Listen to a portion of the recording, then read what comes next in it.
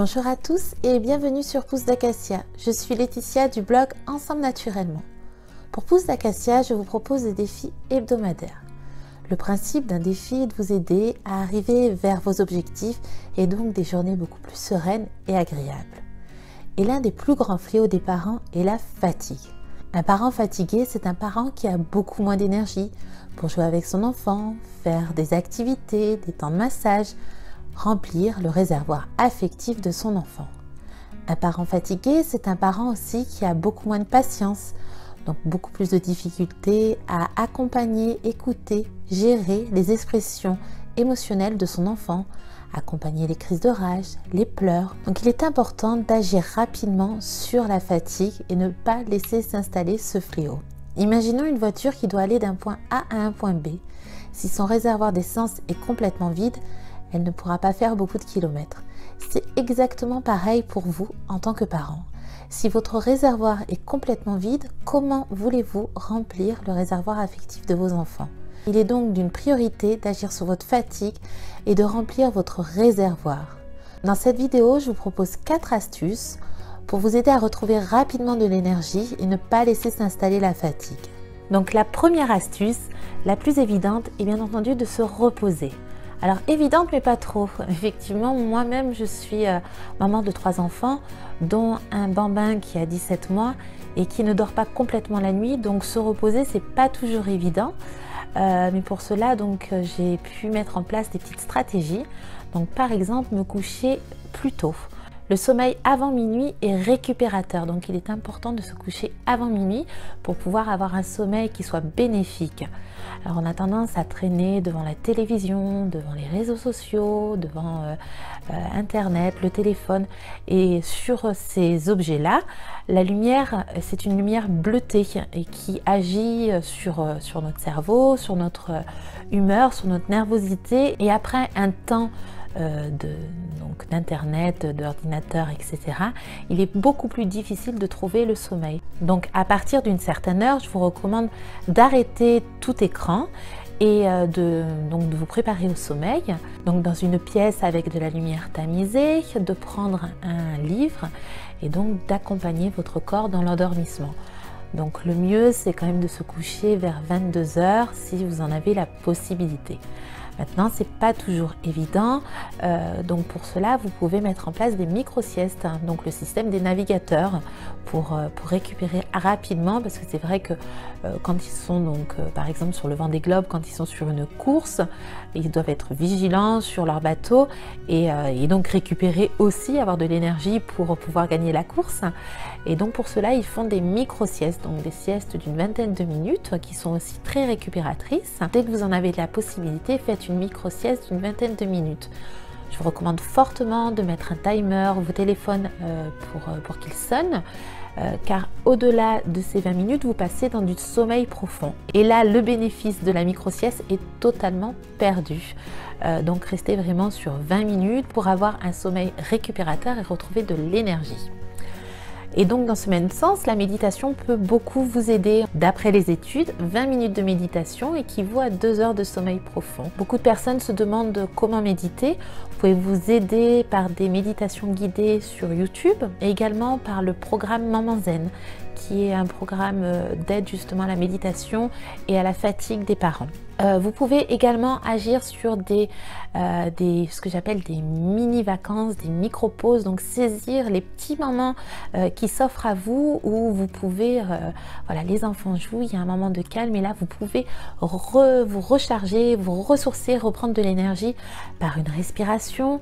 Donc là je vous renvoie vers les vidéos de Nadège avec la respiration alternée par exemple, ou les vidéos de Mélodie avec la respiration du dragon ou la respiration du carnaval. Dans ces vidéos, elle vous explique la respiration abdominale, donc en gonflant le ventre et à l'inspiration et en vidant le ventre à l'expiration. Ces petits exercices vont vous permettre de vous ressourcer, de vous recharger rapidement.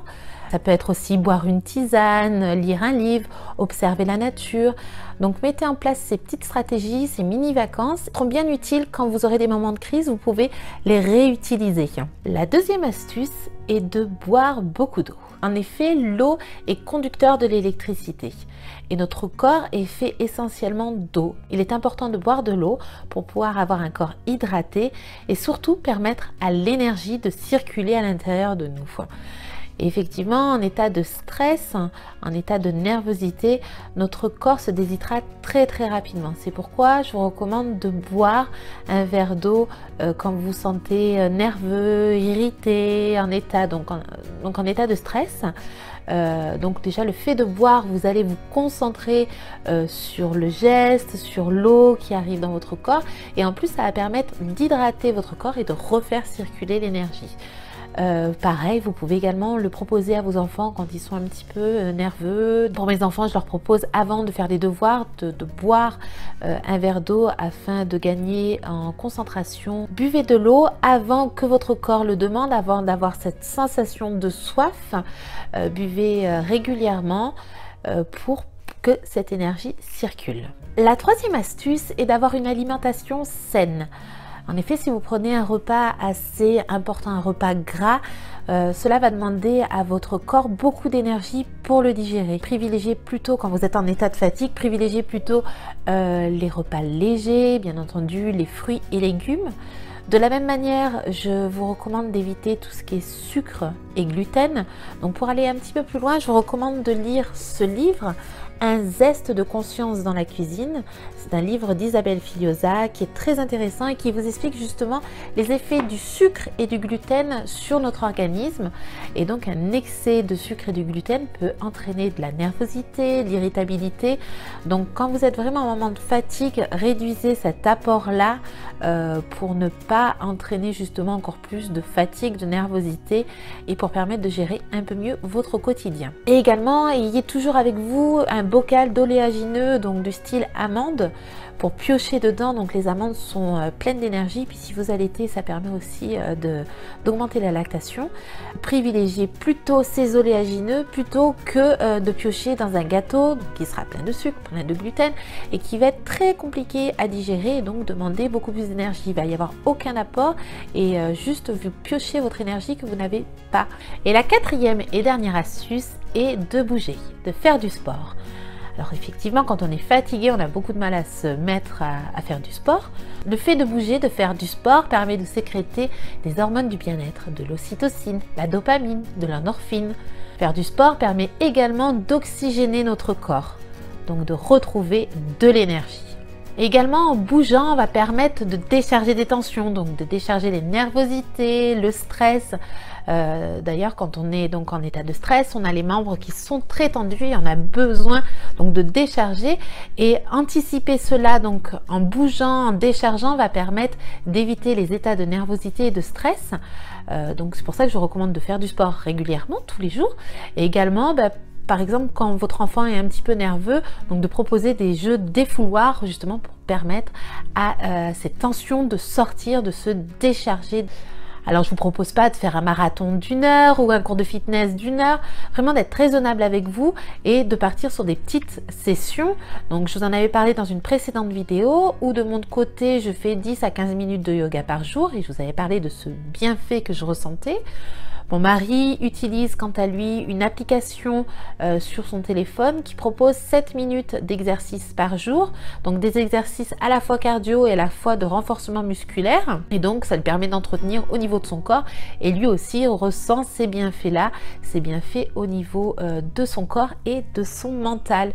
Alors nous avons pu voir 4 astuces qui vous permettent de regagner de l'énergie assez rapidement. Donc ces 4 astuces, je vous rappelle, c'est donc vous reposer le plus possible, boire suffisamment, avoir une alimentation saine et également bouger, faire un petit peu de sport. Donc pour cette semaine, je vous propose le défi suivant, c'est d'agir sur ces pratiques-là, donc de rester sur chaque pratique individuellement pour ressentir les modifications et les bienfaits sur votre corps. Donc dans un premier temps, restez 3-4 jours sur le fait de boire suffisamment d'eau et voir un petit peu ce que cela fait sur vous. Est-ce que vous ressentez que vous avez un petit peu plus d'énergie, vous êtes moins fatigué, vous êtes plus patient? Bien entendu, je vous recommande de noter sur votre carnet de bord les sensations que ça a pu provoquer sur vous. Donc quand vous êtes en déplacement, il y a toujours une bouteille d'eau avec vous. Voilà, ça va être des nouvelles pratiques et des nouvelles habitudes à prendre. Ensuite, vous pourrez agir sur l'alimentation, donc limiter le sucre et le gluten, peut-être intégrer plus de légumes, par exemple une salade par jour, et donc de la même manière voir ce que cela fait sur votre corps. Et puis si vous ne l'avez pas encore fait, donc pratiquez un petit peu de sport, donc ce qui vous fait du bien, du yoga, les 7 minutes avec l'application, ou tout simplement mettre de la musique et danser. Voilà, le but c'est de vous défouler, de vous faire du bien, de décharger des tensions, oxygéner votre corps, de vous nourrir d'hormones de bien-être, dopamine, ocytocine, endorphine, et vraiment de vous faire du bien. Et dans la mesure du possible, essayez de vous coucher un petit peu plus tôt, de pratiquer des micro-siestes ou de la méditation. La semaine prochaine, nous allons continuer cette découverte au niveau des besoins. Donc apprendre toujours à se connaître pour mieux connaître son enfant, apprendre à se nourrir, à nourrir ses besoins pour mieux donner et mieux nourrir les besoins des autres. Donc je vous dis à la semaine prochaine et n'oubliez pas, nourrissez la girafe qui est en vous. À très vite, ciao!